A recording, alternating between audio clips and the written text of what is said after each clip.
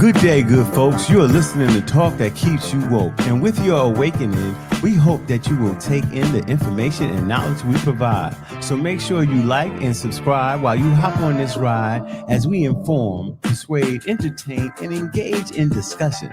Welcome to Pot Liquor Podcast, which is knowledge to feed your soul. I make up one half of Pot Liquor. I go by Dr. A, the inquisitive one, a great debater, Mr. Slow Talker, a rhetorician, and an all-around nice guy, and a member of Alpha Phi Alpha Fraternity Incorporated.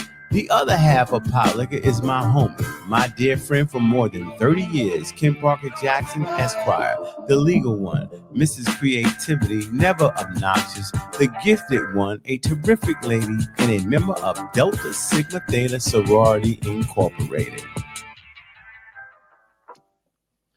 Well. What up? We are back and better than ever. How was your week, partner? Good morning, good afternoon, and good evening to everyone. My week was good and I am well. And how about your week, Dr. A? How was your week? It was good. It was the last week before spring break. So we are on spring break. So I am ecstatic about that. I get to my big prize or reward for myself is I get to go to the gym every day this week. Oh, that sounds good. I don't have to take any days off. I can stay in the gym for like 3 hours and not worry about getting out to get to work. So that's refreshing for me. You're not going to actually do that though, are you? Yeah, I do. I stay in. I do that's about too long. 3 hours? Yeah. That's way too long to be in. I'm in and out within an hour. That's after an hour, you're in the gym too long. That's too much. But I do cardio. 30 minutes on cardio and 30 minutes weightlifting. That's it. You don't need no now, when I have to go, I'm out in maybe 90 minutes to 2 hours. But when I don't have any place to go, then I do take my time and make sure I get in over an hour of cardio. And it takes me a good hour and a half to get my workout in, and then it's about a half an hour of cool down. You know, I go to the cafe and get a protein shake. Oh yeah, I forgot you go to a fancy gym with all the trinkets and gadgets and yeah, you know, I don't hate. Don't hate the player, hate the game. Hate the game, yeah.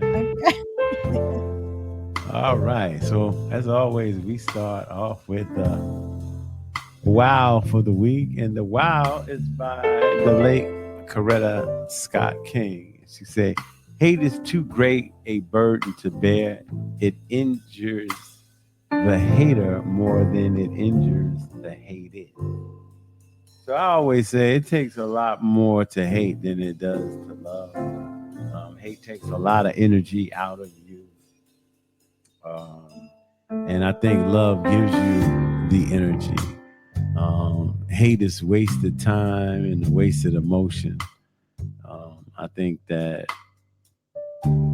I definitely think that you should find it within yourself to forgive transgressions that happen against you, and take your time to reach out or be flexible or able enough to let that person reach out to you so you can resolve any differences. What say you, partner? I agree wholeheartedly. You hit the nail on the head.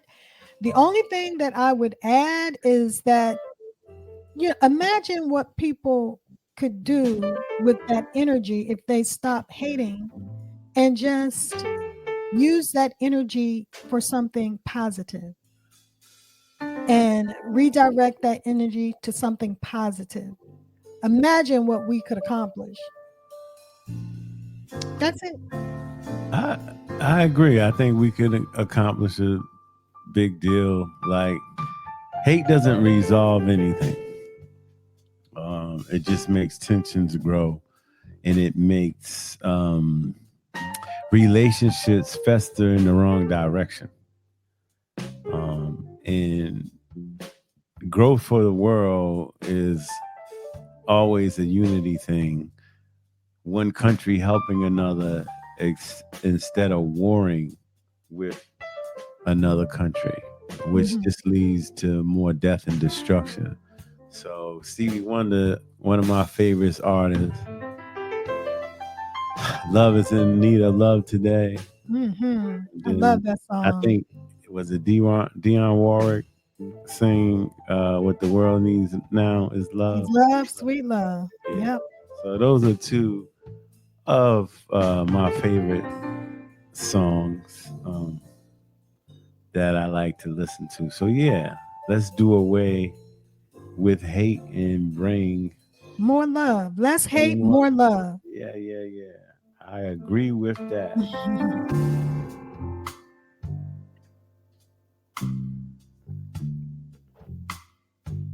Okay.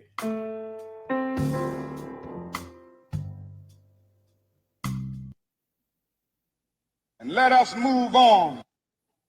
Oh, what's going on? What's going on? What's going on? What's going on? Yeah, what's going on? Oh, what's going on?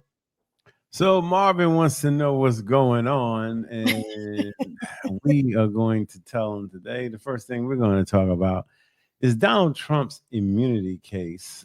We didn't get a chance to get to it last week because we were talking about him being on the ballot in the Supreme Court.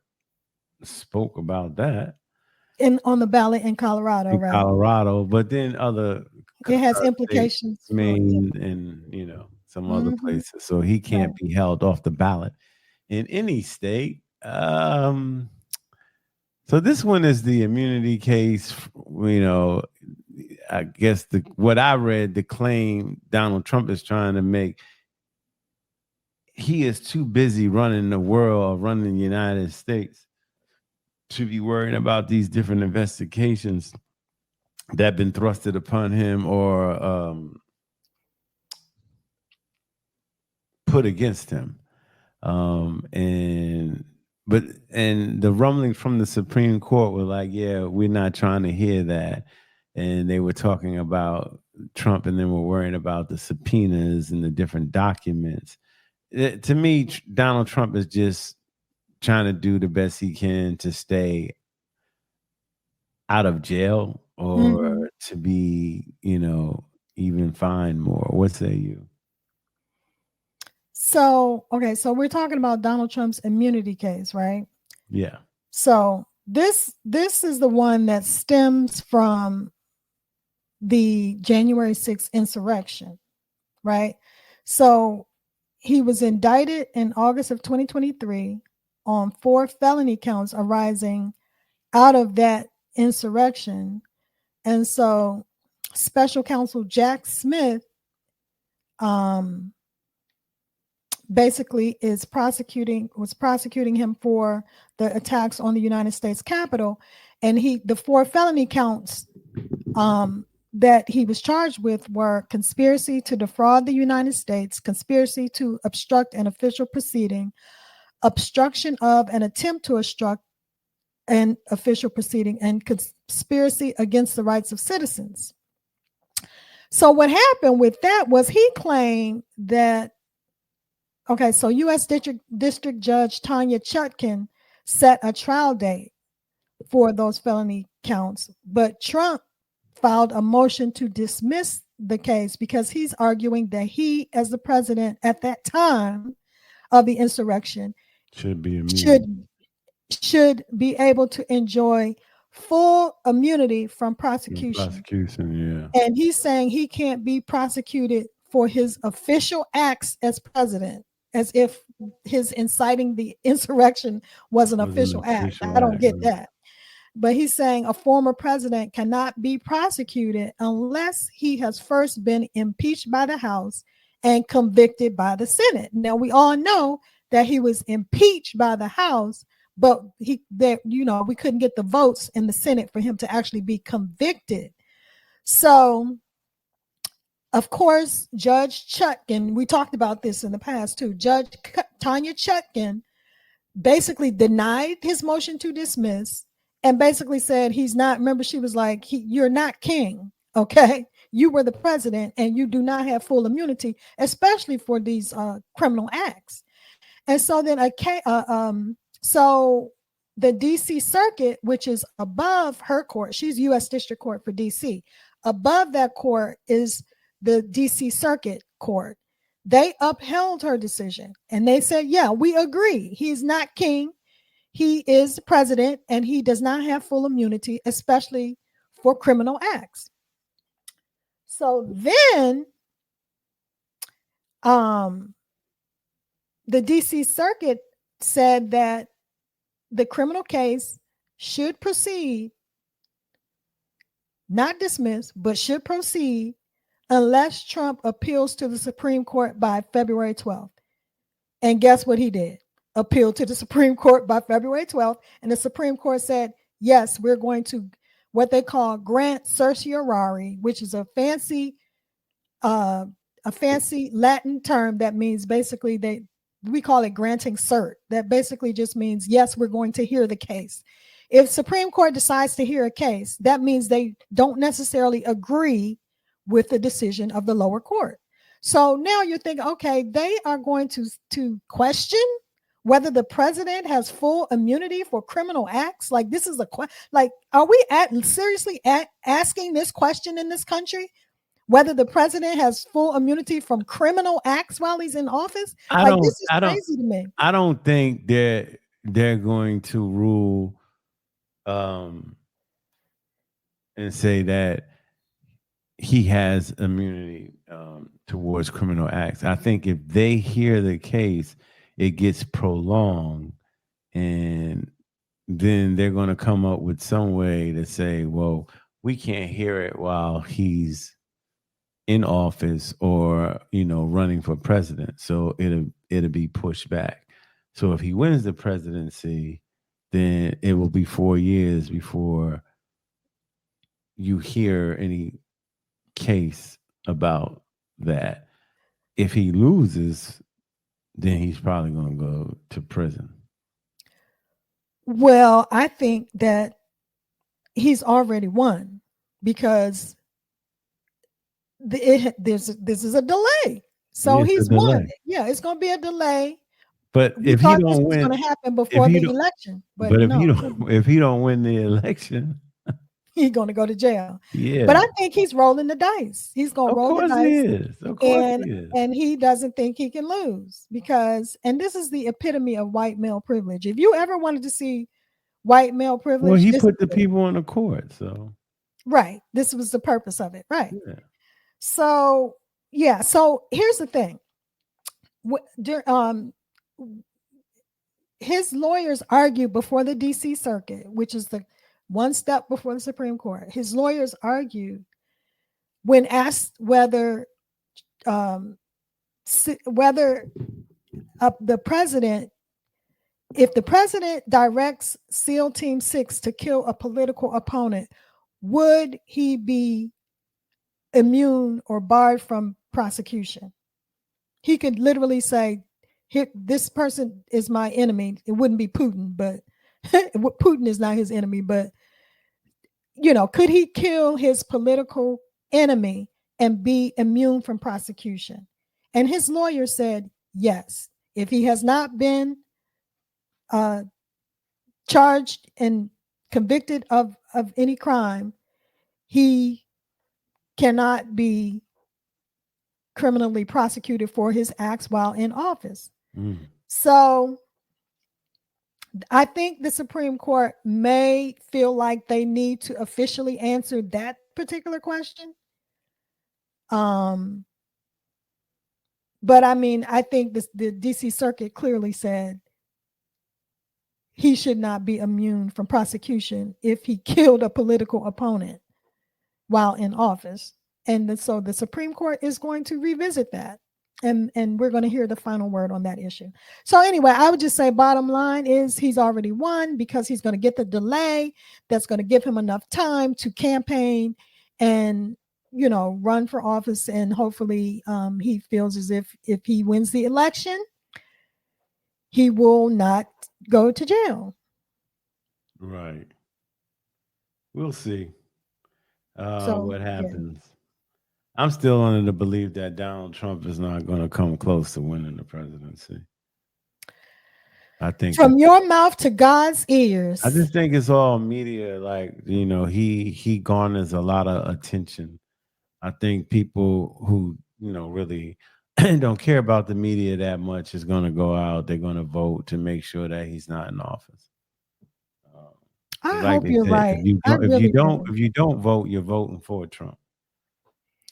But what's even sadder is that the Republican Party could not produce anyone who could win the Republican nomination other than a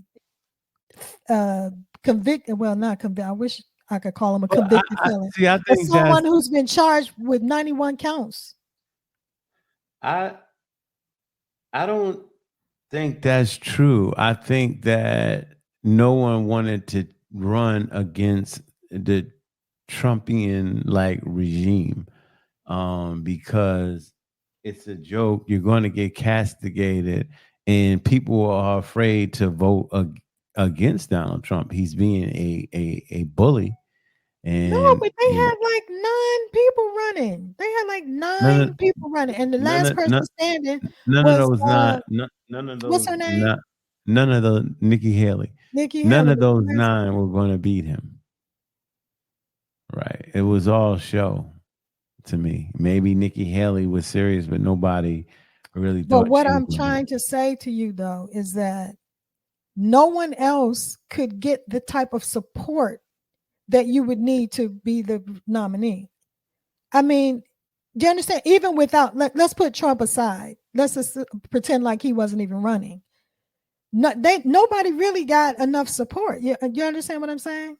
Where they could possibly win the nomination.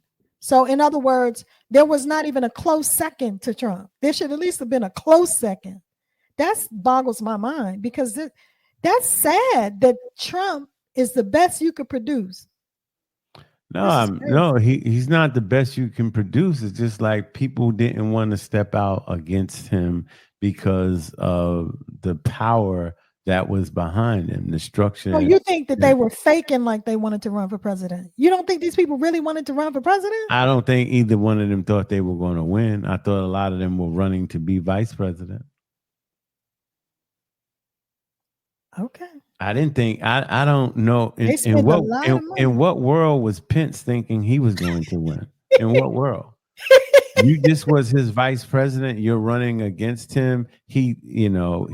I mean, but historically, a vice president would be a very viable candidate. Yeah, once the president that you're running, that you're vice president under, has concluded their 2 terms in the White House. I guess. I don't know. We're gonna follow this story closely as the election sneaks up upon us. It'll be here before you know it. Yep, it sure will. Let us move on.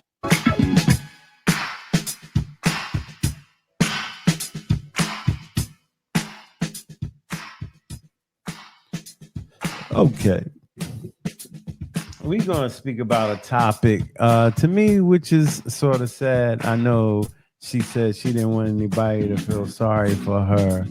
But I wound up watching 2 Lifetime specials about Wendy Williams. One was It's a Mess, Wendy Williams, It's a Mess. And the other one was Where is Wendy Williams? We're going to focus on Where is Wendy Williams? Those who may not know, Wendy Williams was a very famous, iconic radio personality turned into television personality. Started at a little station, and she was big time in New York. And she made her bones by gossiping, spreading rumors, some true, some not true, and kind of like outing people or trying to out people when folks weren't coming out of the closet as homosexuals. talking about husbands or wives cheating on their spouses, just little Did dirty she stuff. break up families? Yeah, I mean that's what was said. I Mm-hmm. remember she had a conversation with Tretch from Naughty by Nature, and he says like, "What you doing can break up homes Mm-hmm. and things going on." And I remember her not really caring, Mm-hmm. because she was getting the ratings. Like people like messy stuff. Mm-hmm. Like everybody stays around for the after school. Excuse me. Did she say 50 Cent was gay? I never heard that. Okay. I know she always DMX or somebody was talked about Diddy oh, okay. being and she had proof. And it looks like she might turn out to be right with what's going on in the Well, news she lately. had proof, but they wouldn't let her put it out. But my whole thing is like, I would ask Wendy, like, what business of that is yours? Like at the time. Well, I mean, if that's what she did, like you said, that was her calling card. Like she gossiped and she talked about salacious topics like that. So that's why it's her business, because that's what she does. That's I bad. guess that's what she would say. I'm not saying Yeah, that. she would say that, Yeah. but you do it in the name of hurting people. Like you're hurting people that didn't do anything to you. Okay, well, let me ask you this. So, do you think that a person a famous person or a person in the public eye, do you think it's fair game to discuss details about their life that they may have made public? That they wanted us to discuss?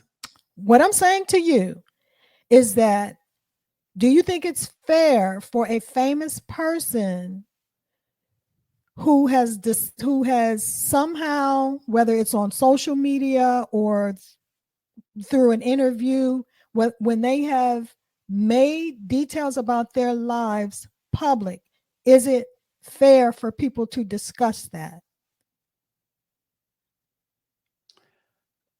Yes, but give me an example of what you're talking about. If you're in the Like you're public talking eye, about Jada Smith, what okay, Jada this is what I'm and talking about. This is what I'm talking about. You are a famous person. yeah. So therefore, anything that may happen in your life becomes newsworthy, technically. So if you're a famous person and you're seen out at a public place and people take pictures of you out at a public place and you happen to maybe be with someone other than Your a spouse. person, a spouse or someone you're in a relationship with, and then someone like Wendy Williams discusses that and then speculates as to who that person is you're with, and then starts to go down a road to suggest that maybe you're having an affair, or maybe if it's someone of the same sex, maybe you are gay when at first you said you were heterosexual, or you portrayed an image of being a heterosexual person and it appears that you're in a homosexual relationship and people talk about that. Is that fair game? And I mean, that's a question. Everybody, I don't because think it's fair game because you're speculating. And so once you put stuff out into the airwaves, lies, become truths but in the that's public not but opinion. you're So not saying it's a fact though. You're it speculating. doesn't matter. You have a responsibility when you're on the air. That's why some things that I won't do here on the podcast if we don't have full information on it, because speculating is talking about it and your words are ruining people, especially if So if you there's no say, truth to it. if you see somebody, say if you see 50 Cent out and he was married to, as far as you're concerned, He was he married to woman A and we saw him with woman B. he's married to woman A and then we see him hugged up with man B or whatever. You know what I mean? is it okay to say, well, I know he's married. I wonder why we have a picture of him out with a What man. business, Like, what personal business of his, of that life are we I'm right? not defending what she did. No, I'm just I'm no, you're not. yeah, I'm yeah, yeah. asking the question, like, what right do we have? Now, you're saying it, you're making it more public, but this is like word of mouth. She was getting some things from people that might have been a reliable source off the street. Mhm. Um, and they were telling her things. I But see, just here's don't the think. thing, though. I think it's and this is why people like her get away with this kind of stuff is because it's for entertainment purposes, and it's not making a a statement of fact. You're just I speculating and understand. talking about you. You understand what I'm I'm saying? not Like talking about legal problems that she can get into trouble with. I'm just talking about from a just like sense a of, fairness yes, just perspective. a human kinship type of thing. Like, why are you exposing them if they have a transgression? Why is that the platform for your show? And I get it. I People like think that dirt, what people she would like argue, gossip, people like violence, right, people and like what she sex. would argue is that you are a public figure, and so therefore anything that happens is newsworthy, and so therefore I can talk about it because you have decided to put yourself in the public eye. But how about if you didn't put yourself in the public eye? Like you thought you were having an alone moment and someone had, you know how these paparazzis do, rent Mhm. other people's apartments to take pictures into somebody Right. else's window or in Well, the isn't back doesn't that alley. come I mean, all of that comes with the territory, just like Wendy Williams said on her I'm special, not saying I it mean, on does. her I'm not documentary. saying it doesn't. I'm blatantly saying I don't like that. Period. If you Right, ask so me then about it, I don't like that. you wouldn't be a fan. You wouldn't consume this information. You wouldn't consume this gossip, but there are many other people that will, and that's Yeah, how she there was were able to many make a other living. people that will. Exactly. Right. So, I mean, I I think wasn't, it comes with the territory of being all her famous, show wasn't about that. I just want to clear that up. There are a but I lot of think things that's she what was talking made about. her famous. I think that's what yeah. Don't you think that's what made her popular and I famous? think she had other things. Like I said, her conversation with Whitney Houston, her discussions with Mariah Carey, the questions that she would ask them straight out about their personal lives, like when's the Right, she last was just time? edgy. She was Right, edgy. she was edgy on that. Those Mhm. things, like I'm not. They're there. She's in front of them, confronting them. Yes. But folks that are not there to defend themselves and they shouldn't have to.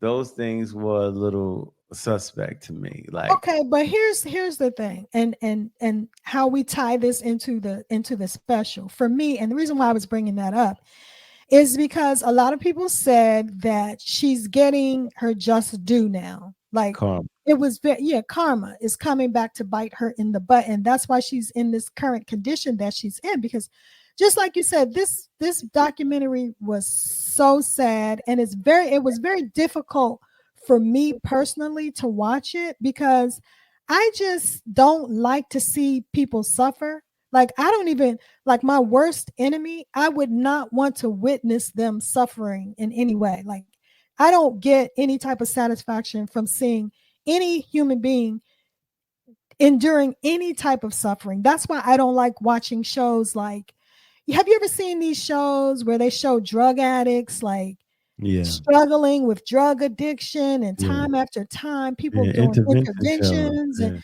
Yeah. yeah, I can't watch them. They're too sad. I hate to see people suffer and struggle. And then they show the people falling down drunk and leaning over high. I just I can't watch it. And I can't watch those shows like the 600-pound shows Yeah. with people Life. Yeah. struggling with weight. I just can't why it's that's I don't understand why that's entertainment to people. But then So my whole thing is, but it's, and I'm not saying you do this, it's okay to talk about speculative stuff about people's sexual lives and extramarital affairs. oh, he doing what? She doing what? Right. Like, Right. and I'm saying these things are done behind, closed doors.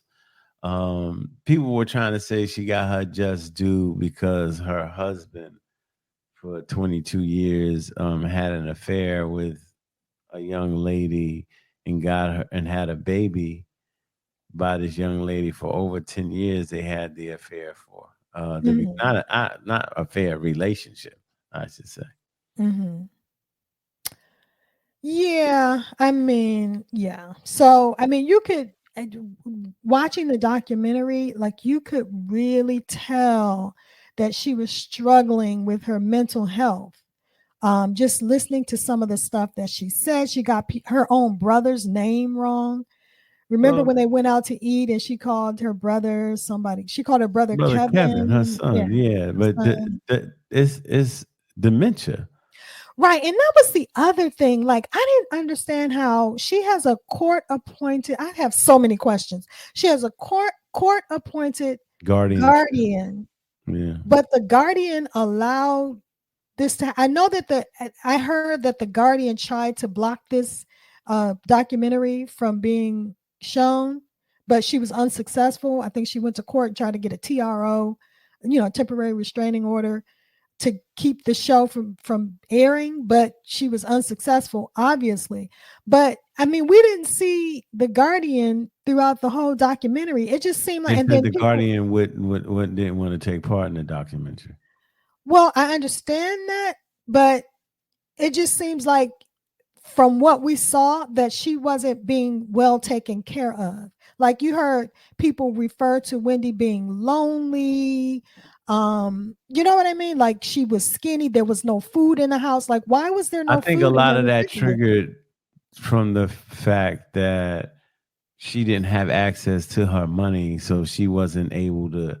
It probably made her not want to go out. I mean, anybody can go out their house and take walks and walk around the park and do things. When she went to Miami, they had her healthy. They had her cooking. They had her exercise. Because she was with her family. And Right. that's She's what I 30. came away with because I'm listening to the But she family. didn't want to go down to Miami the second time. She didn't want to be around her sister or her son because they were totally against her use of Drinking. alcohol. Right. Right.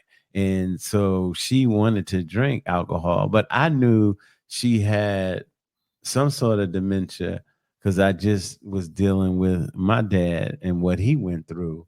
Mhm. Um, but You saw some of the same signs yeah, I mean, the arguing for one, like when she yelled at Keisha or when she yelled at the girl who was doing her nails, Mhm. I was like, that's not Wendy. Normal. Yeah, Oh, that okay. wasn't her. That wasn't her MO. And I was watching it and I told Felicia, I was like, that's dementia. And it wasn't until like the last episode when her son said, or her nephew said that the doctors told her she had No, what I was it, think no, alcohol that was induced Kevin. dementia. Kevin Her- revealed that. Kevin said, "My mom was diagnosed with yeah, I said alcohol her son or induced." her nephew. Yeah. I'm just confirming that it was actually her son, and that was Oh, another question that I had because that's private information. For you to disclose her medical condition, like there's HIPAA laws. I mean, you can voluntarily disclose it, but she would have to be disclosing her her diagnosis. I didn't like that her son did that. I Look, I didn't mind it because she had it. Like what? Look, I like I know, but said that's to her me, personal I business. deal with mental health a lot in school, and there's a private office and it's anonymous. First of all, Wendy, from what I'm hearing, she okayed the documentary. She wanted to do the documentary because it was putting money in her pocket. But I don't know how. Hold on, I don't know how factual that is. You want that information. Why are you having a camera in your face and you're well, going she through did it? say she loves being famous, so I Okay. wouldn't be surprised if that Right. were true. Right. So to me, But that interviewing, you got them interviewing everybody in your family. You want information about you to come out. But the thing is she clearly is not in her right mind. The court felt that she needed to have a guardian appointed to take care of her. So therefore, that means that she is not capable of doing what's in her best interest. Let's assume But she they did took the want to do the guardianship away documentary. from. They took it away from the family. I don't think the family had court appointed guardianship. I think the family was just doing what families Well, they do. said that They were Kevin. taking care of their family member. That's But what they families do. said Kevin. They said the son was no longer allowed to have guardian over. And that was him. another question that I have. Like, because you have to petition the court to have a guardian appointed. So my question was, well, who petitioned the court? Probably Wendy did. But how can she petition the court if she's not in her right mind? The court said you need to have a guardian. So therefore, you see what I'm saying? So But they for her to said she needed to petition, have a guardian because people were stealing her money. I Yeah, just and wonder she don't think who, you're right. They said she wasn't fit. They needed somebody to take care of her. and it sounded like it wasn't the family because you could tell the family was salty about it. They were like, we're family. Like they don't like you could tell they didn't They like the thought somebody guardian. close to her was taking her money.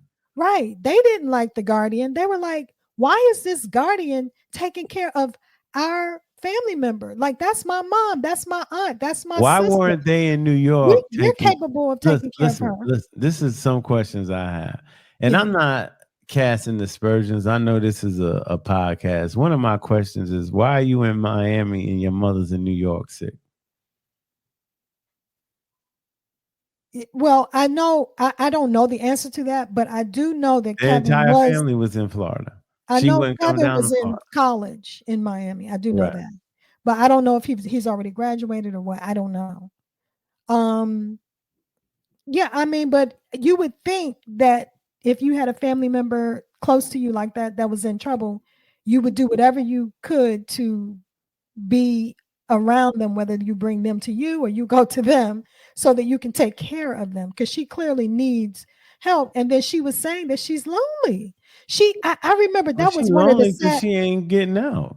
that was one of the saddest moments of the documentary to me, when the producers of the documentary asked her, do you mind having this camera crew in here filming you? And she said, no, it's fine, because I'm lonely and I want people here. Like, that was so sad. It wasn't sad to me. That's a person who wants fame and recognition. Because No, I think she just wanted people around. when she was out in Hollywood, who does this? Like, you out in Hollywood, you already. I mean, people do this. You already famous, but you stopping by the stars. She asked you asking the waitress at the. Do you know who I am? Right. You know who I am? Like, so that recognition became an addiction probably for her. And I think, like, and I know this is all speculating, like maybe the fading away of her stardom, she used the alcohol to numb her pain, but she also said she was doing coke 5 days a week while she was on radio. And yeah, but that was at the beginning of her career. But I believe she was, drinking too. So she that was my question. That was another question I had. Like, I was thinking, okay, so if you used to be addicted to cocaine, how are you now addicted to alcohol? Like, I would think, I don't know. I'm obviously not an addiction specialist or whatever, or an expert, but it just seems like she would be drawn back to that cocaine. I mean, I don't know, but maybe cocaine was too expensive. She said she stopped cocaine for a year because she wanted to get pregnant and have a baby. So she stopped. She figured a year not using it would get it all out of her system. So what did you think about, to me, my favorite person on the documentary was her niece, because I love the way her niece basically confronted her and told her the truth of what she needed to hear, rather than confirming what she wanted for herself. She wasn't comprehending her niece. She had dementia. So her niece, some of the stuff she was saying and you asking her questions, And like I said, my experience with people with dementia, that's a brain malfunction, you know.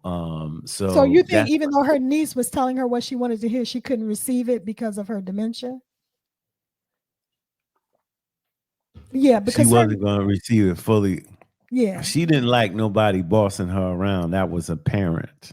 because her niece said it's despicable that she would be taken into that interview with NBC talking It about was, getting a but new that show was when that she girl was in taking the advantage condition. of her. Exactly. And And so that's then why I love the niece. the guy Will, you in charge of her. Why did that happen on your watch? You saying that He was a happened on her manager, watch? right? He You was the a manager. manager. Why did that happen on your watch? Why did what happen? Why did she go to LA on under your watch? He talking And about it I makes you look bad. Yeah, it does make you look bad and because you that's should know all her people were well. it seemed like everybody was so selfish. Like the man okay, so I remember don't think the manager was selfish. I think he was trying to help her. okay, no. But remember when he called she went to was this when she went to Miami? No, she went to LA. Yeah. She went to LA and he called her on the phone and said, "Where are you? You're supposed to be here in New York in a meeting that we have." Yeah. And she was like, "I'm in LA with Sean, the publicist." And he said, "Get back here right now." Like he was yelling at her like she was a child. I was like, "Are you serious? You remember Yeah, I that?" didn't like that either. I That didn't was like that. horrible. So that made me think that he wasn't really He interested would in doing what was in her best No, he interest. was He mad at was the girl. thinking He was about mad. He took out his anger on Wendy because he was mad at the girl. Like, how dare you let her take you to California? You know you shouldn't be but going she was anywhere. supposed to be Wendy was supposed to be in New York with him because they had a meeting. And that made me wonder, well, what was your meeting about? Were you also trying to get her another job? You understand what I'm saying? I think he might have been appeasing her. I don't know. But he said, "You're making me look crazy because I'm telling these people that you're going to be here in this meeting and you're in California. So it's like you're making me look bad." And as opposed to him being concerned Did about they have a Wendy's meeting with the well-being. did they have a meeting with the bank with Wells Fargo, the I don't Guardian? know who, I it don't think wasn't it clear wasn't to me. anything that had to do with television. He was the thing that he was trying to get her to do, and he shouldn't have been doing was getting her to do a podcast. That's what it was. It was Yeah. a meeting for the podcast. That's exactly what it was. And so I think they were all wrong. Like, are you you see the condition that this woman is in, and you're trying to get her to work? I just agree with Kevin when her son Kevin said, "My mom just needs to focus on her health. She should Yeah, not be trying to get a that's job." what her nephew Period. said too. Yes. And that's why I think she should be with her family.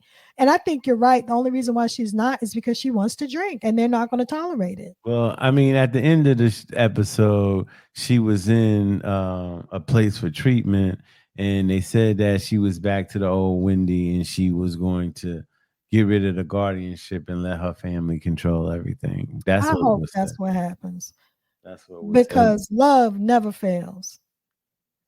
But And it was very, very interesting. Her brother Tommy didn't believe it until he he sat at saw that table for and he himself. called her Yeah. Kevin.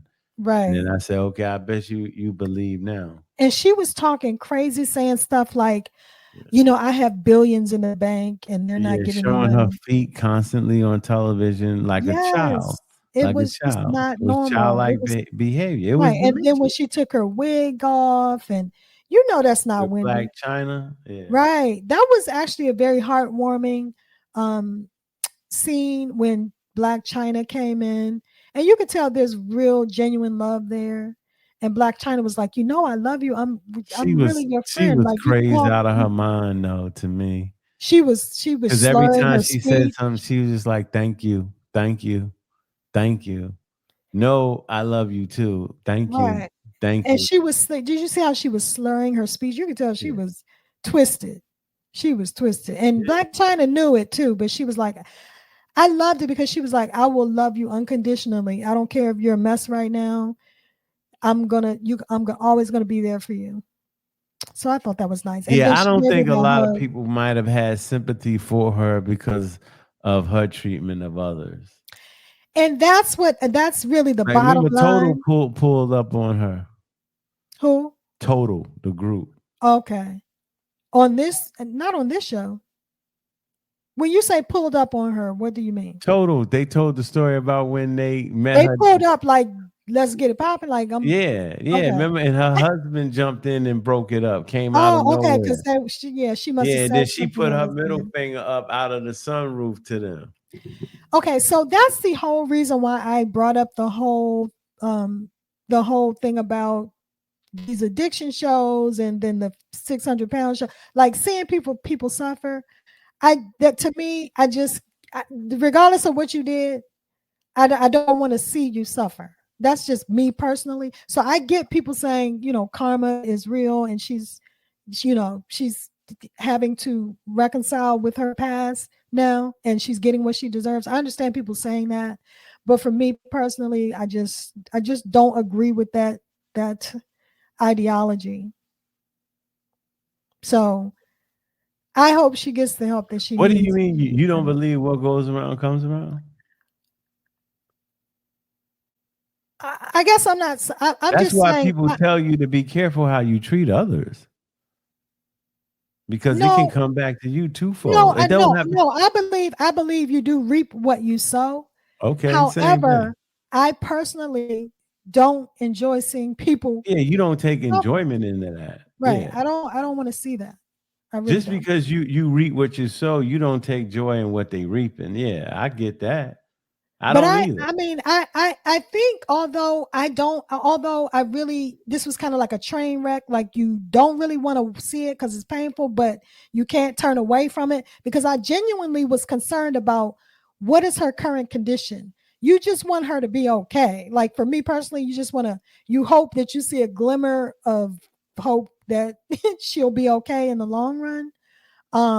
But I think that on the one hand, this should not have aired. Like we didn't need to see this much. But on the other hand, I think this actually it could possibly work in her favor, especially for people who think that, she deserves what she gets. Because if you see this, if you have a soul, if you have a heart, you gotta have some compassion for this woman, regardless of the fact that you feel she should, pay for the sins of the past, should pay for what she did, pay for the mean things that she said about people. Even if you believe that, you have to have some compassion for this woman. What do you think? I mean, I do. Do you think people? I don't think people that she hurts need to have any compassion. Yeah, I don't. I mean, do you think this show could help? Because of my religious background, I have that sort of compassion. Okay. Do you think this documentary could possibly cause those people that she hurt to have compassion for her? Yeah, it can. Yeah. And that's the only good thing I see coming out of this documentary. But it also can bring delight to some people. That's true. So that is true. And that's what's talked about. I don't like, like you said, your worst enemy, you don't want to see certain things happen. And sometimes if somebody did something to me bad, like I have an indifference. Like, if somebody did something to me and they said, well, my son is going to jail, I know what he did to you, blah, blah, blah. Sometimes if he did something terrible to me, I was just like, I don't care about him enough to intercede with the courts and go to court. And just I let what he did, I'm letting the Lord take care of. And whatever happens to him, that's the Lord doing what they doing. Mm-hmm. I'm not going to be there to testify or anything like that. But whatever happens to him, happens to him. I don't care. He made his bed. I hear you. That's what I see. But interesting nonetheless. Mm-hmm. Let us move on.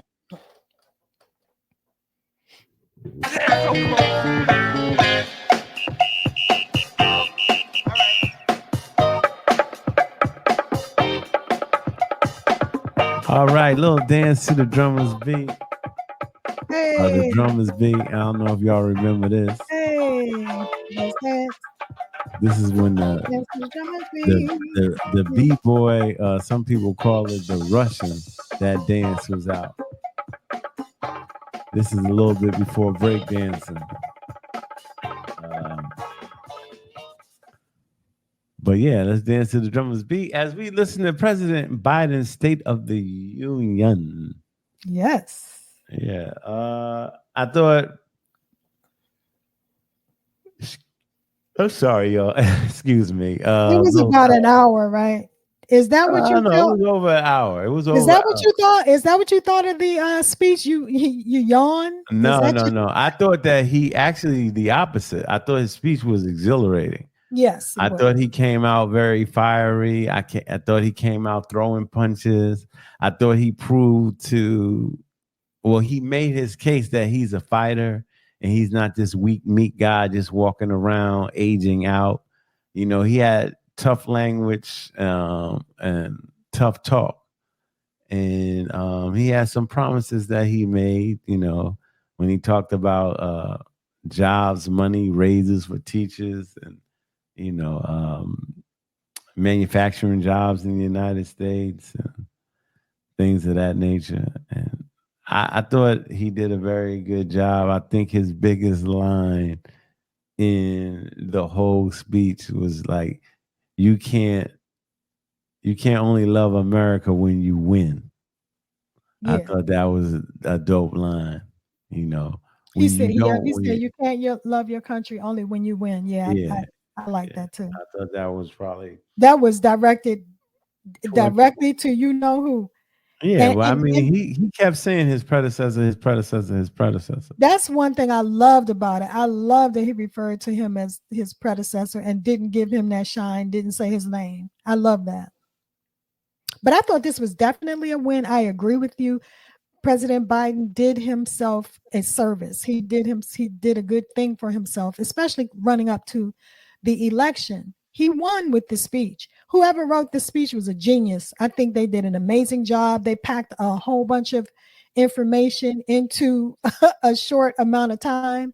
And I love how he was self-deprecating. I love how he approached that whole ageism issue head on.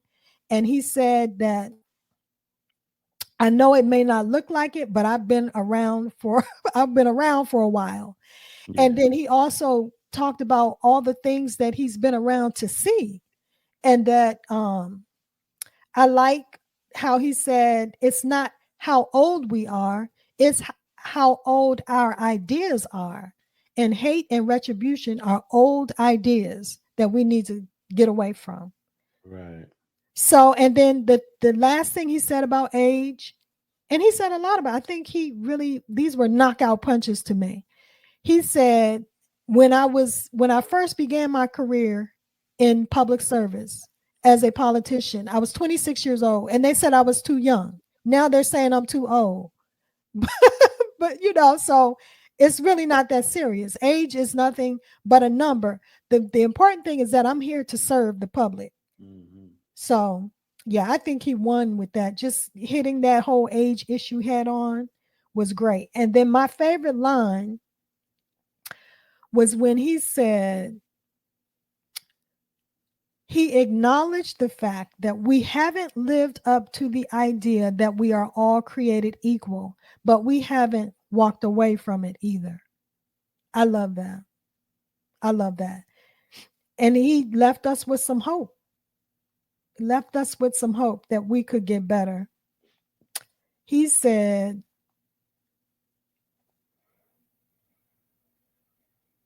I also like what he said about, hold on. I took notes.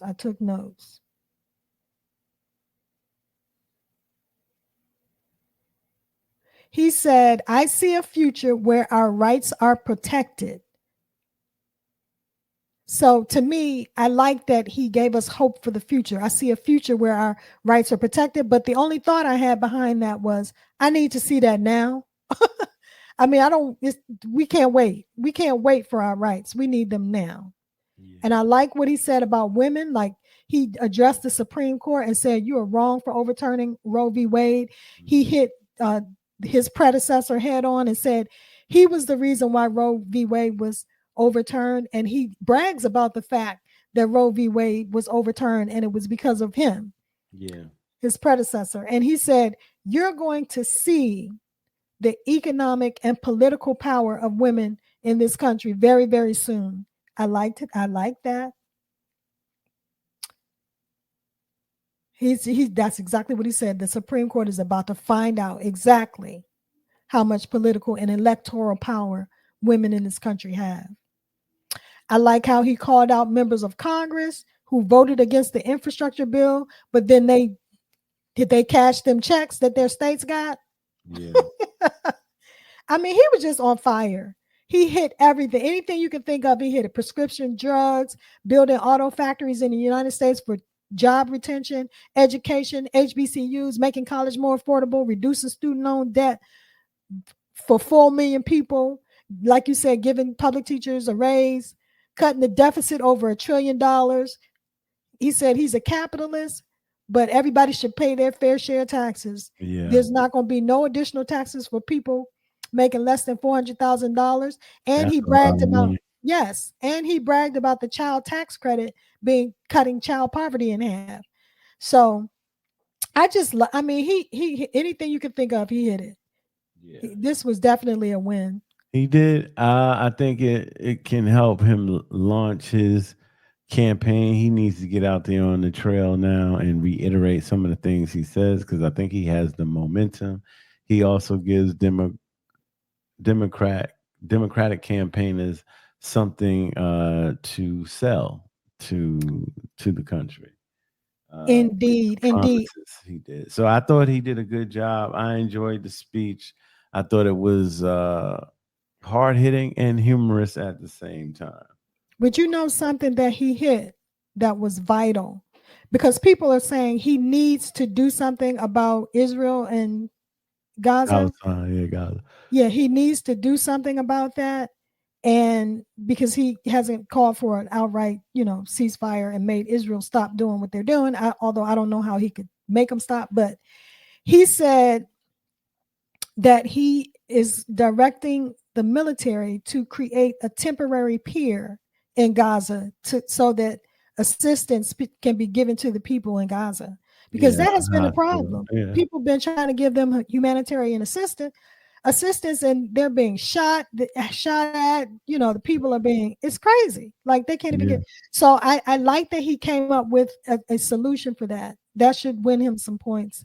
And then also he addressed the school shooting and school shooting problem, the mass, shooting problem, and the weapons.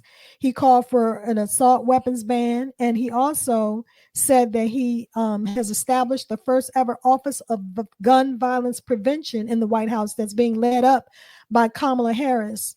And Vice President Kamala Harris. And that was another thing that was just beautiful to see that beautiful Black woman on the screen the whole time, sitting behind the most powerful person in the world, in the second most powerful seat in the world. That was beautiful. You know that's the fourth time that happened, right? The fourth time what happened? That a Black woman was a vice president?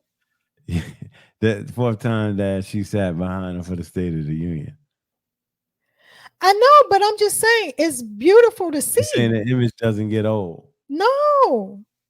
Don't you love that? I do. Yeah, it doesn't get old. It's beautiful to see.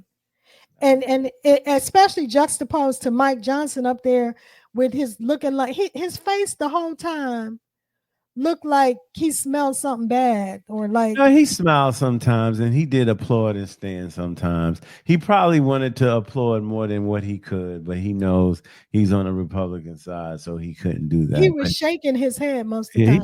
A lot. He was shaking his head a lot, but there's sometimes he went like this and agreed, and then sometimes he stood up and fully applauded and clapped. Just like some Republicans. How about when he talked about how many billionaires there are in America? He said 1,000. 1,000 billionaires in America, and they pay 8.2% in taxes, less than teachers, nurses, and sanitation workers. Yeah. Loopholes.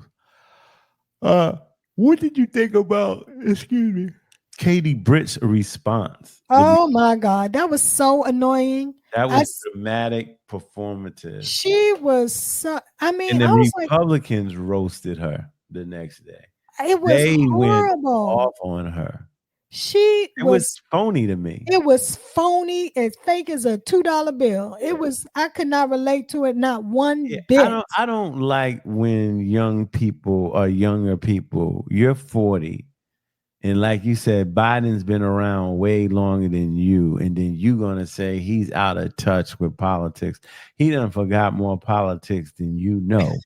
So where's the reverence and the respect for, for his years of experience, his experience and dedication? Because at the end of the day, Republican or Democrat, you're still being a servant to the country, right? And I think that needs to be recognized, Right.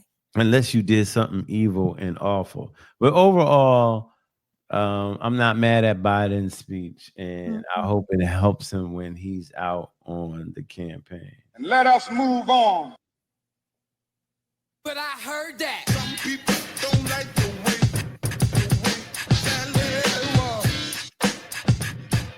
way Yeah.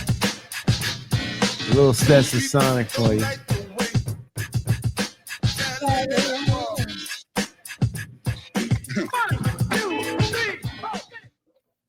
All right. So the Oscars are up tonight. I think this is the 96th Oscar. So what they had was... Are you going to watch it? I don't know. I know. List of best pictures winners ranked. Yes, all 95 of them. Ahead of night. So 95 was the Broadway Melody. 94 was Crash. So we trying to scroll through how many blacks movies are. Would you call Crash a black movie? It has some black actors, but I wouldn't call it a black movie. The greatest show on earth. Cimarron, Cavalice, Driving Miss Davy, definitely not a black movie. Around the World in 80 Days, The English Patient. Driving Miss Daisy had Morgan Freeman, but it wasn't really a black movie. Shakespeare in Love, I saw that. Did you see Driving Miss Daisy? Yeah, I saw it. Yeah. Did you see The English Patient? No. I saw Green Book. That was good. Out of Africa? Nope. I know people fell asleep on that one. That thing was like 25 hours. Shakespeare in Love? Nope. That was a great movie. $1 Million Baby? Yes, that's the one. What's her name? Movie. What's her name? Swank. Yes. And Morgan Freeman was in that movie too. That was a good one. Chariots of Fire? No. I saw that. Green Book. These are all best picture. What are these? Yeah, they are. I saw Green Book 2000. I saw Forrest Gump. Yeah.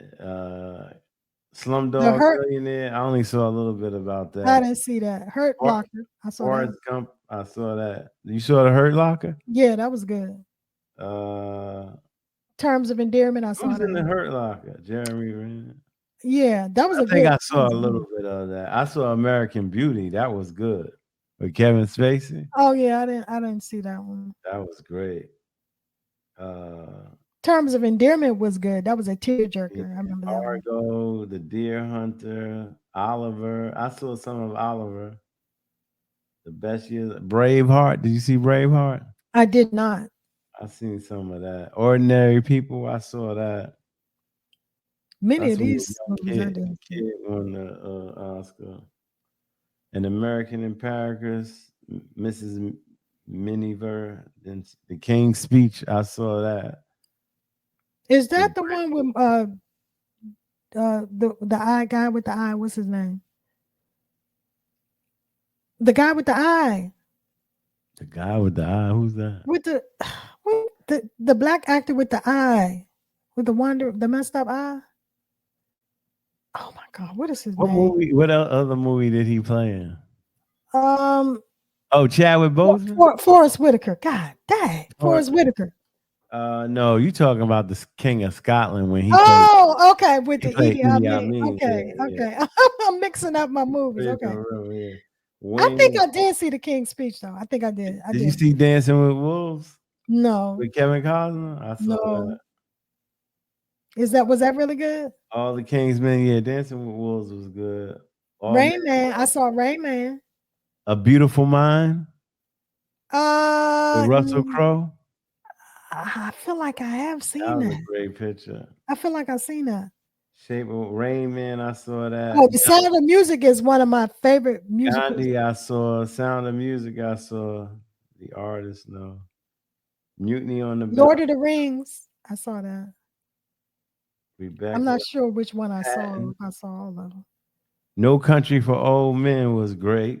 I didn't see that. Midnight Cowboy. Oh, Kramer versus Kramer. I saw that one. Yeah. Platoon. Yeah, this kid I went to high school with and he was in Kramer versus Kramer. He just had a walk by part. I saw Platoon, I saw the Titanic, of course.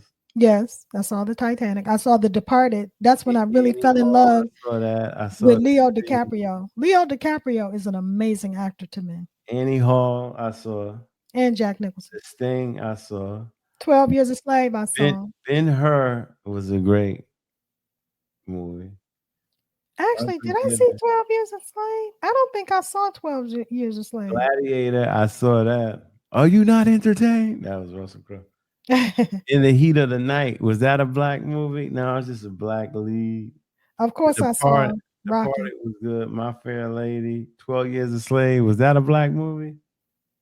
Maybe. Mm-hmm.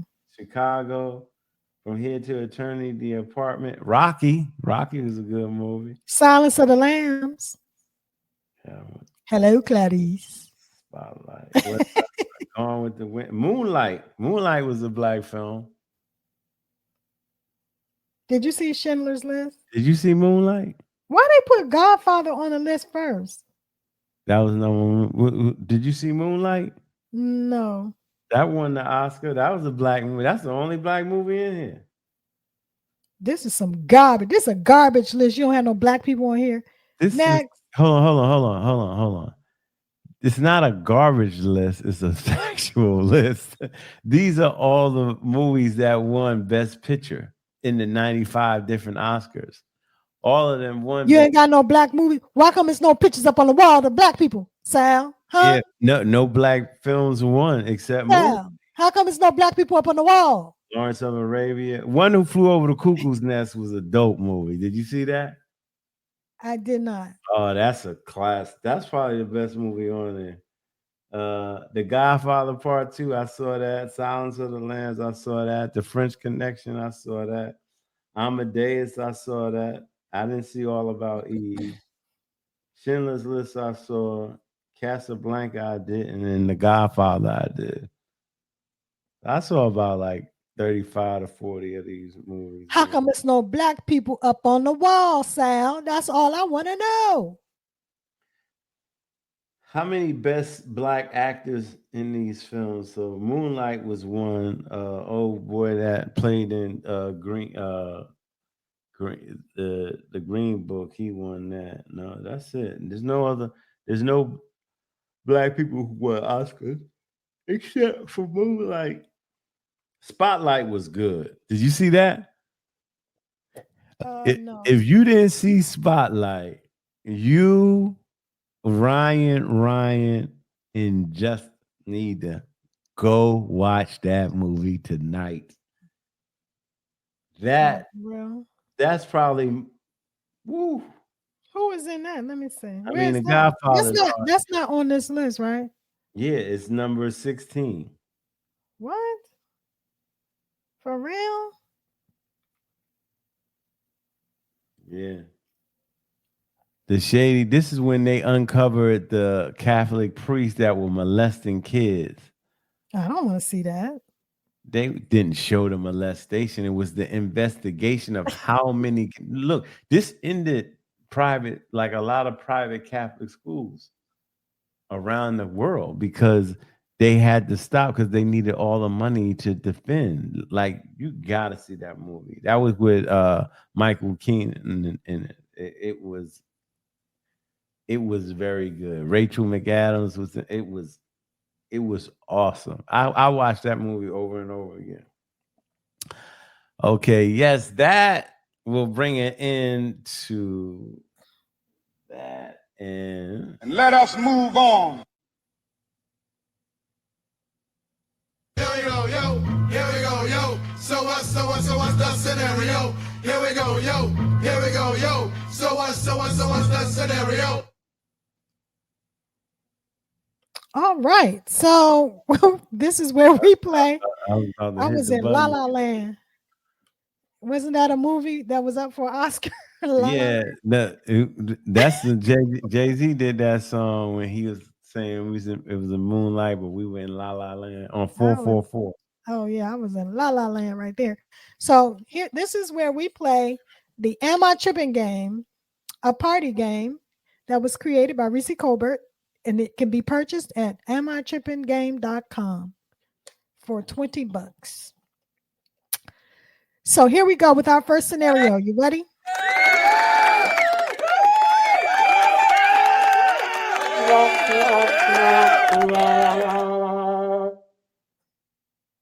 What was that?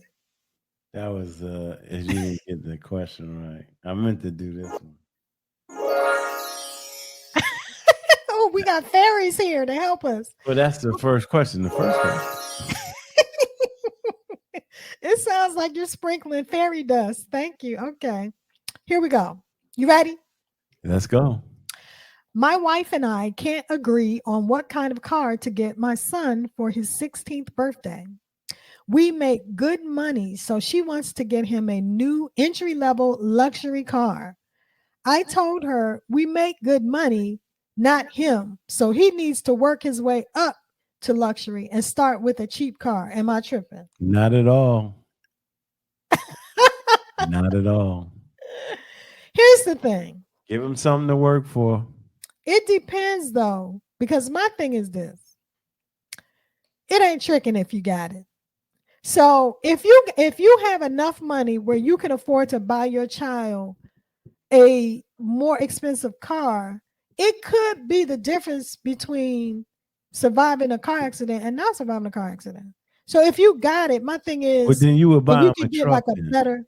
You would buy him a truck. That throws that argument out, because if you worried about him an accident, you would get him a F-150 or F-250. And it's only entry level. It's entry level. I'd say there's a lot of other things that you have to look at. If he's 16 years old, he's still in high school. He's going to high school. So okay, can I tell you a story? I'm gonna tell you a quick story. And this happened to a friend of mine. I just want to say I didn't mind the interjection, but go ahead. Were you finished your thought? Absolutely not. But okay, go. No, finish your quick story. Okay, quick story. A friend of mine, same scenario. You know, son buying him his first car. The husband bought him a Mercedes. It was like a Mercedes. I don't even know. C20, something like C30. Yeah, like a Mercedes. And he ended up, and the wife was like, Mercedes, that's too much. Like, why? That's not necessary. Like, why are you spending all this money for him on a car? I think it was used, but still was a Mercedes. And he got into an accident. And the reason why he survived that accident is because he was in a Mercedes. Like, he should have been, according to her, according to the severity of the accident, he should have been in much worse shape than he was, and he was able to walk away from it. So the point is I'm not saying they're not, you know, but the statement, the I don't think I don't think that the scenario you set up was dealing with safety. That's true. You're right. It was more dealing with luxury, and that means people who don't have money, they're not protecting their children because they can't afford these cars. You're right. That's just not the case. I think that you have to consider him going to school around other people. Now, if he goes to one of those schools where everybody's fancy, then it's not a big deal. You know, everybody pulls up in these cars. Or when you go to a school when everybody's not, that can cause problems for him. Also, he's 16 years old. If he goes out on the weekend, that can cause problems because just like luxury cars, they proven that certain cars get stolen more than others, and that doesn't have to do anything with the luxury of it. But I think you have to also put into the mind, like if you're giving him top, you're entitling him, and you could be enabling him, and you could be creating something like, what does he have to work for after that? Now you might say, well, it's just the entry model, and he can work his way up to getting the 600. But I would just say that's too much for high school, college. That's why I would agree with the men. Like you didn't earn this. We giving this to you, and it's drawing attention. He definitely would be in a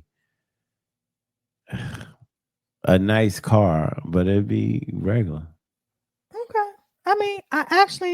I said all that for the sake of discussion, but I don't think that she's tripping, or I don't think That he's tripping, yeah. that he's tripping to want to get a cheaper car. Just because, when you have I would get him. a young teen person, another thing is they have to learn how to appreciate things, Mhm. and they're I get gonna damage the car. They're gonna scrape it all up. They're gonna have I would get him McDonald's a French nice. fries under the seat. They're gonna have soda Well, they're gonna stains do on them. that with any car. But I'm Yeah. just saying, why invest a lot of money into something that they're gonna run into stuff? They're gonna scrape stuff. You know how kids It's are. not the money to me as much as it is the symbolism, because I would buy him a fully packed Honda Accord that had all the accoutrements in it. And like you said, buying a used Mercedes, the prices could be the same. You Mhm. understand? So it's more of like the symbolism in what grade that I'm dealing with. Like my child, 16 years old, coming in with a BMW, and most of his friends' parents maybe not have a car or they're not driving that. So Mhm. I give him the dopest Honda Accord that they have, and he can pull up into that. And that's something like people will say, I can obtain that. But I think it's just a fine line between between giving your kids what you can afford to give them. Like I don't necessarily think you should withhold things from them for the sake of trying to teach them about hard work and trying to teach them about not being materialistic. Like I Did, think we can did you have a car instill. in high school? Not in high school, no. Case closed. What does that have to do with anything? My parents didn't have any money. What are you talking about? That's my point. If you have it, why are you withholding it for the sake of trying to teach All a right. lesson? First of That all, to like me doesn't make we have to sense. ask this question: does the kid need a car? Are there school buses that take him to school? Is there public transportation that takes him to You school? talking about for this scenario on the card? Yeah, like does the kid Okay, need? yeah. Well, we can talk about that, but we can only go by what's on the card. If Right. you're saying that that's an issue, that makes sense. But yeah, that does What? make sense. If you Okay, then need it, let me ask you this question: why not get him a Maybach truck at 16? what I said was what you can afford. No, they could afford it. They had the money. They said they well off. They could have bought him anything. That's what the scenario says. That's what No, it I'm does reading. not. It says we're well off. That doesn't mean you can buy a Maybach. What are you talking That about? doesn't mean you can't either. Oh my God. You can't judge it. Here's what I'm trying. Can you Maybe read I'm what it having says? trouble Can you read what it says? articulating. Okay. Maybe I'm having trouble articulating what I mean. It says, my wife and I can't agree on what kind of car to get my son for his 16th birthday. We make good money, so she wants to get him a new entry-level luxury car. I told her we make good money, not him. So I told her we make good money, not him. So he needs to work his way up to luxury and start with a cheap car. A basic car, yeah. If that's the point that the husband is trying to make, don't buy him any car. Let him buy himself a car. If you're going to take that Unless it's needed. attitude, Because I thought you were going to come back with me when I said public transportation. You were going to say, Shantae, it's safe for him to drive in a car. He don't have to be subjected to any mental illness. I'm just saying. I'm just saying. Do you think it's possible to raise wholesome, decent children that are appreciative of what they have, that are not materialistic, that work hard, and still provide them with things that they need that you can afford that may be nice? Okay, is that possible? You just said they're not. Is that possible? It yes, definitely is possible. Right. So You that's can all purchase. I'm You can saying. purchase what you want. But what I'm saying is, I'm not saying my argument wasn't with the dad. He needs to work his way up. I do agree with that, because I said, facts. You're not tripping. You said the child wasn't materialistic, so 9 times out of 10, he probably not going to like that luxury car. Because Right. That's a good question. Does he even want that car? Does he even want that car? But what I'm saying is, I'm looking at the attention it can draw to him that could get him hurt. I'm talking about he could jealousy, things like that happen. You pull up in something nice. Okay, let's talk about the entry level luxury cars. You got the, like you said, the C, 3200. Yeah, that's a fly ass little Mercedes though. Right, and then the Lexus little entry level. What's that one? The I-20, something yeah, like that. I mean, these are not like super flashy cars. They're just a luxury brand. You understand what I'm saying? BMW would be the 325. Look, they just smaller, but they dope cars. Like I've seen kids at Ryan's school with like Range Rovers and stuff. These kids be pulling up. But they probably driving their parents' car. Because that's what I do. Here's the third car. This is how I look at what the father should say. When your son get old enough or your daughter gets old enough, that's a reason for you to purchase another car, because you're going to be paying them car notes. You get what I'm saying? If I'm paying the car notes, and I said, oh, okay, well, here, we want this now. We want a nice Cherokee Jeep. Mm-hmm. All right, there you go. He can drive the Cherokee Jeep. Or she can drive the Cherokee Jeep. And that's a nice car. And it's, that ain't even entry level. Okay, well. But I get what you're saying. But I agree both ways. Yes, it can teach him a lesson, but it's not necessarily needed to teach him a lesson. Right. Because your lessons that you already instilled in him, if you're going to purchase him a car, I would assume that this gentleman is already, what they said, son, so I'm staying with that scenario, is that he's already responsible, because I'm not buying my child a car if they're not responsible. Right, exactly. Right. And you will know. Right. Because there'd be a danger to somebody else on the road. Like, like I would sit down with him, like, you're driving the car mostly, so it's going to be up to you to get the oil check. It's going to be up to you to see. And if it was my daughter too, I would do the same thing, because one day you teach that lesson. Like, one day you may be on your own. My thing is, how people say, well, I got it out the mud, so my kids need to get it out the mud. I just don't subscribe to that. I don't subscribe to that either, because you got it out the mud so the next generation don't have to. You ain't in mud no more. Thank you. That's where I'm at with it. So that's why I say, it ain't chicken if you got it. If you got it. Yeah. That's how I look at it. Okay. So all right. My teenage kids have blocked me on social media. Hold on, that's just funny to me. My teenage kids have blocked me on social media, so I have a burner page to monitor them and all of their friends. They are good kids, and I have not caught them doing anything more than typical kid stuff. But I feel like the best defense is a good offense. So I need to be in the know. Am I tripping? No, not at all. I ain't got time for all this. A burner page to monitor. So you create a whole new profile and pretend like Usually kids be onto that because they don't let you in the group if they don't know. They'd be like, But she not. I don't think she's tripping if she wants to keep a watchful eye out on her kids. I don't think so either, but there's all kinds of tools out here that parents can use. You know that, right? Besides create, Well, because she using this the sounds burner like a lot page. of work. It sounds like a lot of work, don't it? It's not. Okay. It's just setting up But you another don't thing. think the kids gonna be suspicious because they If be they find knowing. out, they find out. They be like, who is you know, treetop 123? Like, we don't know who that is. Like, why is this person in our group?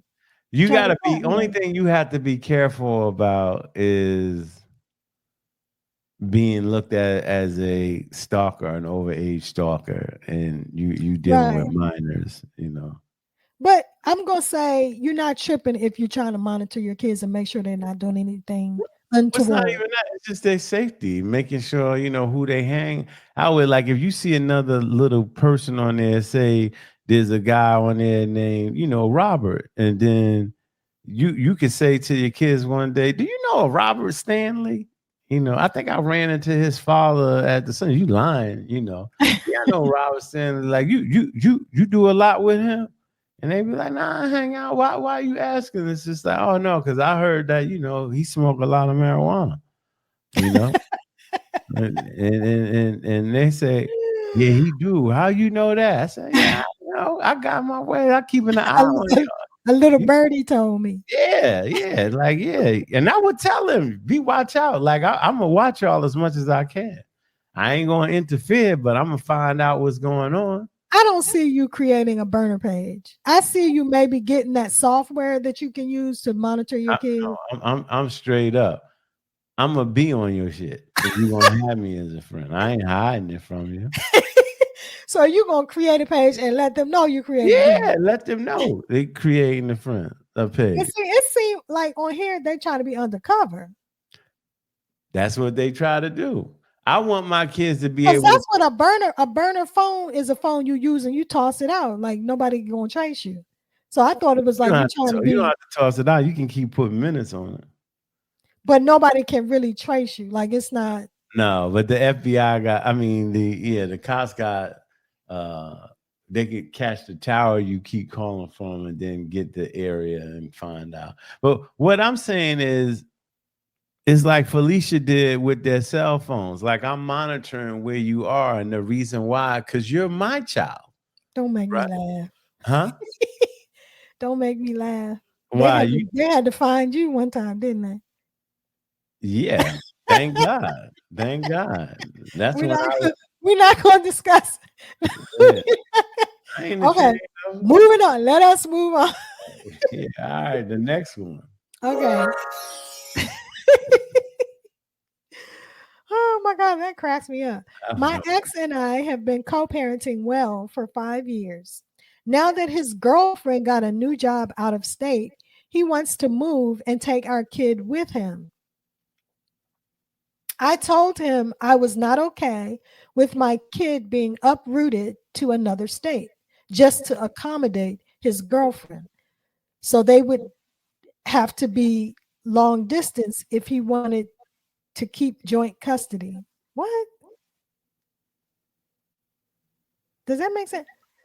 My wife and I have been co-parenting well for 5 years. Now that his girlfriend, my ex and I have been co-parenting well for 5 years. Now that his girlfriend got a new job out of state, he wants to move and take our kid with him. I told him I was not okay with my kid being uprooted to another state just to accommodate his girlfriend. So they would have to be long distance. So they would have to be long distance if he wanted to keep joint custody. Okay. So basically she's saying he would have to be long distance with his girlfriend if he wanted to keep joint custody. She's saying if you want to be joint custody, you have to stay your ass in the city. Right. Yeah.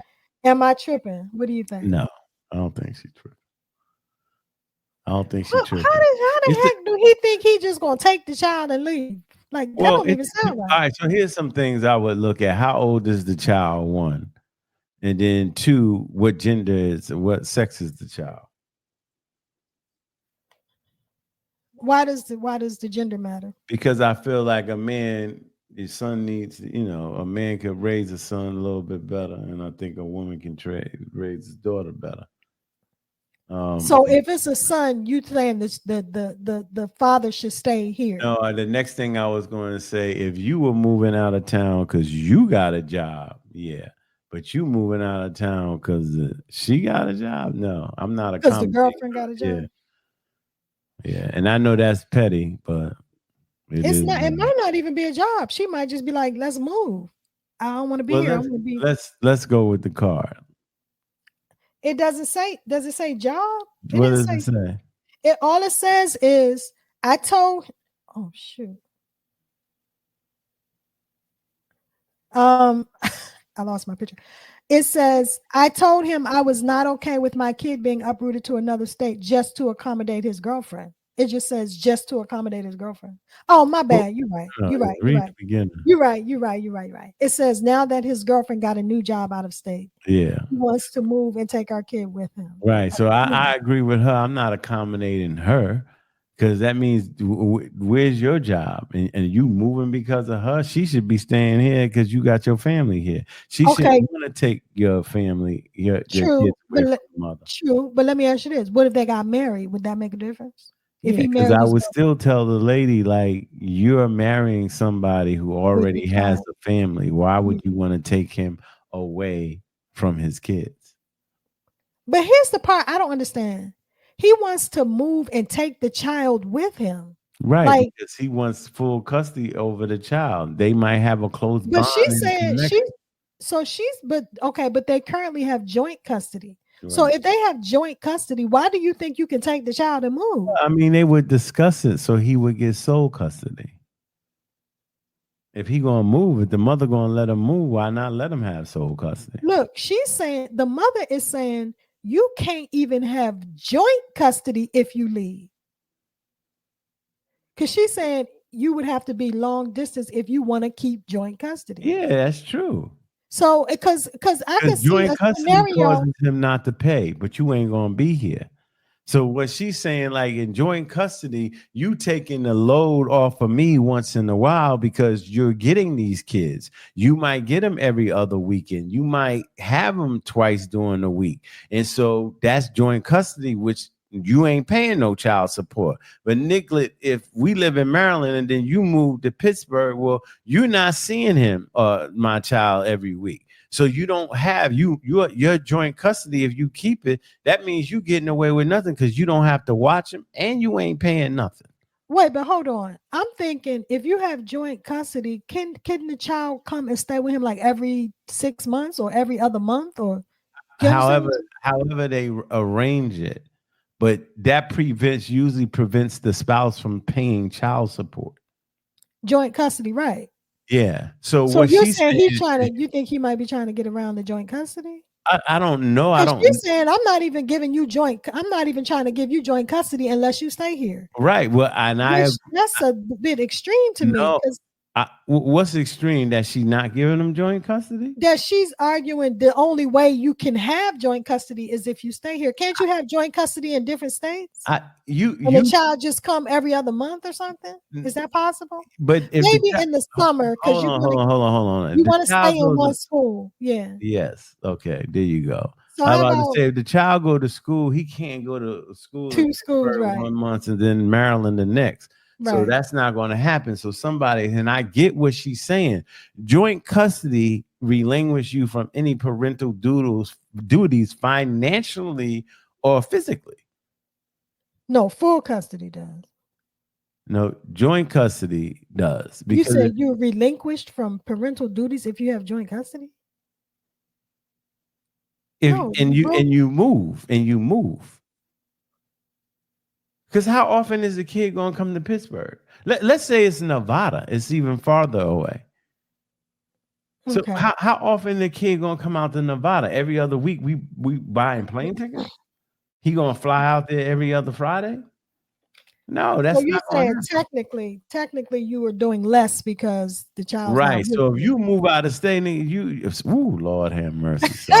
It slipped on out there, didn't it? Okay. If you move forgive me for that one. Lord have mercy. That's a fumble. That's not a good one. You calling more attention to it. Ain't nobody even heard it. All right, so yeah, all right. So if you move out of state, you have to contribute one way or another. So that's going to be either you flying back here every other week to watch him, and then you're going to get him over the summer times or whatever, or you going to, help out financially.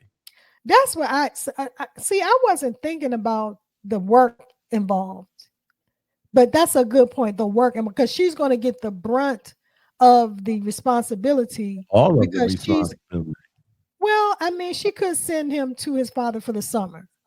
That's true. Or for like Christmas, she probably not gonna want to do Christmas, but like part of Christmas break. Oh, you switch off holiday, Thanksgiving or Christmas. Yeah. Right. I mean, here's the thing. I feel like they could work it out, but I'm not gonna say she's tripping. I'm not, because you're not taking my baby. No, I don't think she's tripping. You're not gonna take my baby. You ain't taking my baby out of state and you sound crazy. But so it depends though. Like if it's no offense to women, like if it's the dad, then you're gonna keep the son away from him. Like if he raising it, like look at your relationship Ryan has with Justice and all the sports and everything like that. That's hard to break up, I know, but you see, but listen to what she said in the very beginning. My ex and I have been co-parenting well for 5 years. Yeah. That's her point. Like, I want you in his life.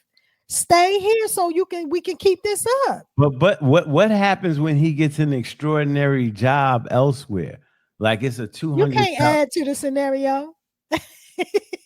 Well, why you would said, you? Let's go with what's on the paper. Okay, I'm saying that's why I wouldn't, because on the paper she's moving.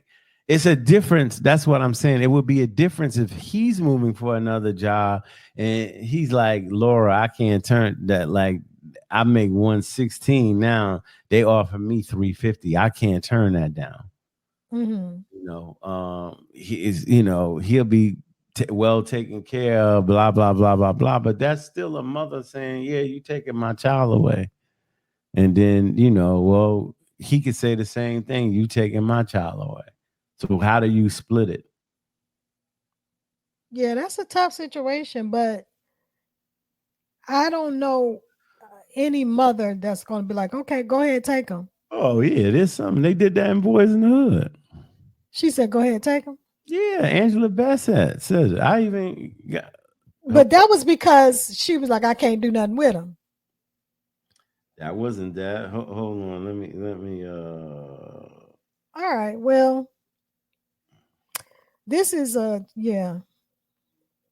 This is a doozy. All right, watch this real quick. You about to shut, not the excerpt from Boys to Men. Please don't do this. I said Boys to Men, Boys in the Hood. There goes your son.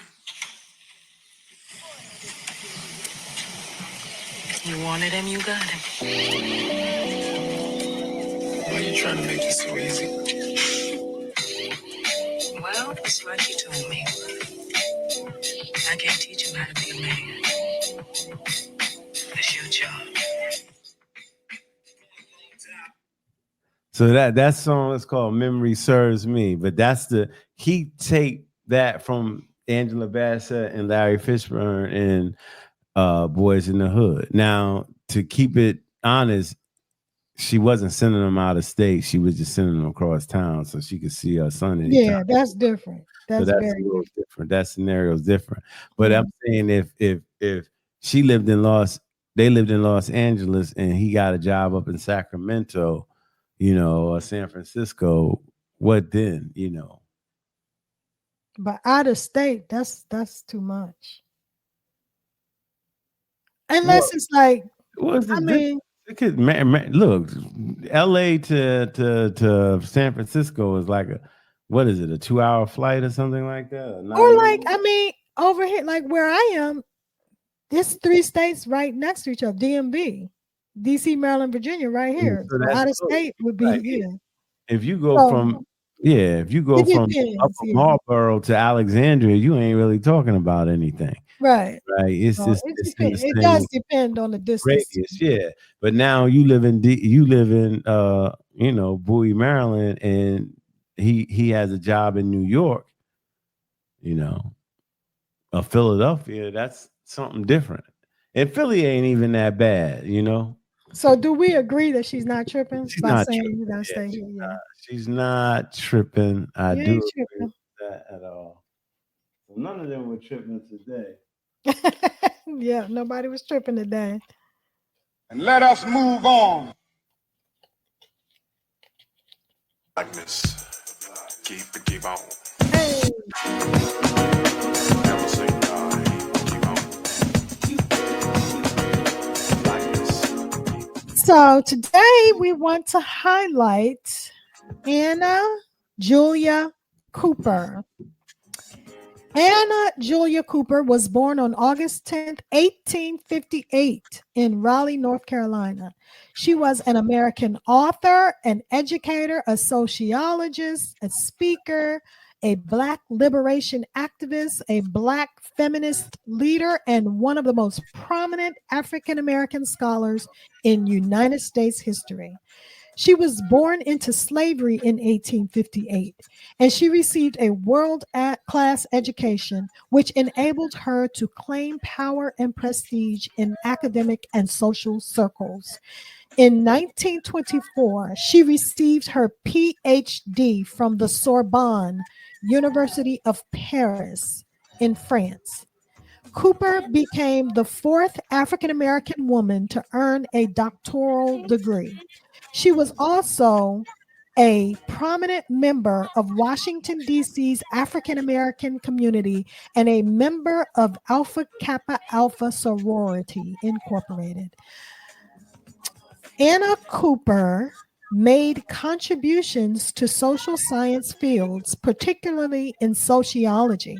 Her first book, entitled A Voice from the South by a Black Woman of the South, is widely acknowledged as one of the first articulations of Black feminism, giving Cooper the often used title of the mother of Black feminism. Anna Julia Cooper, our little known Black history fact. All right. Nice. Let us move on. And let us move on. Oh, hell no. Oh, hell no. Okay, we have a child, Indian child, beaten savagely at a daycare camp.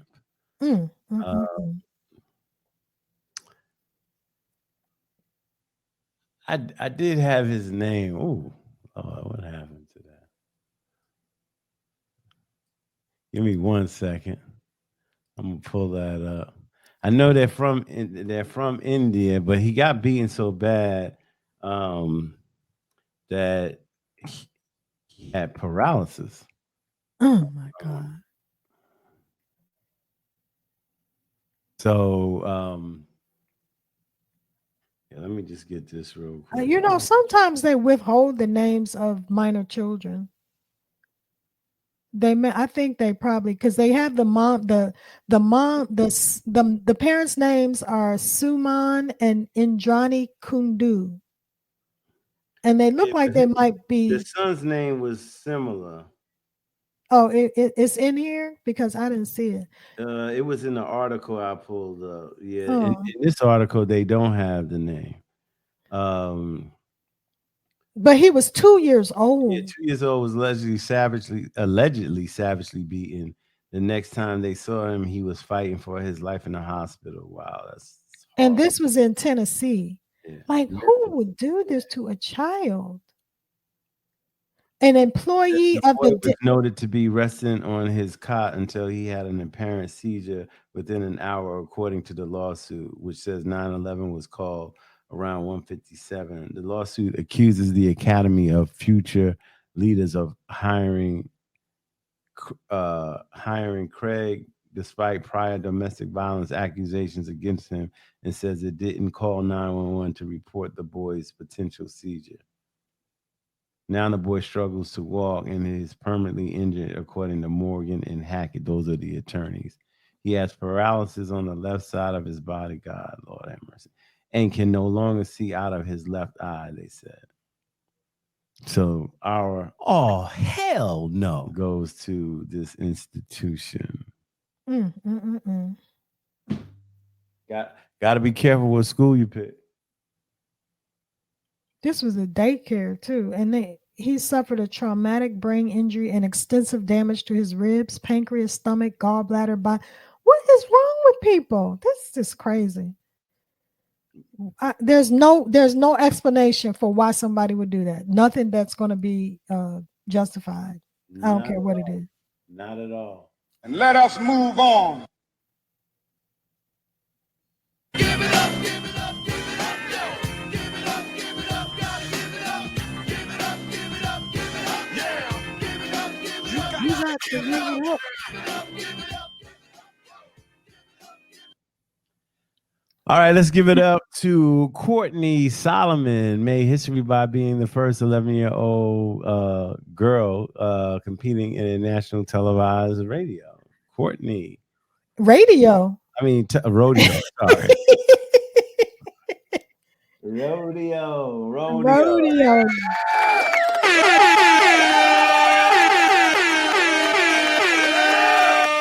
I was about to say, this must be your first rodeo. You acting like this is your first rodeo. All righty. All right. As we close up today, we remember our wow for the week was hate is too great a burden to bear. It injures the hater more than it injures the hated. That's from the late Coretta Scott King. We talked about Donald Trump's immunity case, which we will be following. The Wendy Williams documentary, which was a sad documentary. Biden State of the Union address, that was good. We talked about the 95 best pictures in Oscar history. Tonight is the 96th Oscar. We played our game of Am I Tripping? Nobody was tripping today. Our little known Black history fact was Anna Julia Cooper. Our all hell no went to the daycare that saw this young boy savagely beaten and had paralysis. And we just gave it up to Courtney Solomon, who's the first 11-year-old Black girl to compete on a nationally televised rodeo. And with that being said, as always, we leave you with. Thank you, everybody, for taking the time out of your busy schedules to hang out with us. And as always, in parting, we wish you love, peace, and knowledge to feed your soul. Knowledge to feed your soul. Have a good time. We will see y'all next week. Peace. Out.